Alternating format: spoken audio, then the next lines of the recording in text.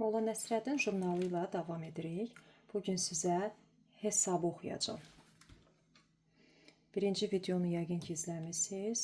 Mən sizə demişdim ki, biz ardıcıl şəkildə Molla Nəsrəddin jurnalında olan karikaturalara baxacağıq.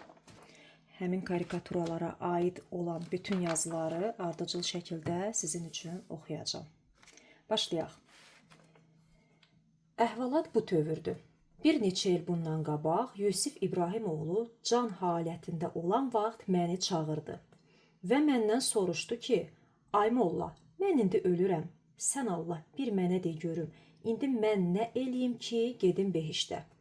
Mən mərhuma dedim ki, bunun tək bir çarəsi var. Gərək var yoxunu sataq və sənə ehsan verək. Yusif mənim sözümə baxdı və bir-iki şahid çağırıb vəsiyyət elədi ki, o öləndən sonra mən onun evini satım və ona xeyrat verim. Mərhumun evini satdım, 160 manat çıxartdım. 60 manatını xərclədim oruç namaza və 100 manatını xərclədim xeyrata. Vəssalam. Bu hesabı yazıb məlum etməkdə qəsdim budur ki, mərhum Yusifin bacısı əhvalatdan xəbərdar olsun və mənim barəmdə bədgüman eləməsin. Vəssalam. Gəncədə Molla Qurban, Şəriət Mədar.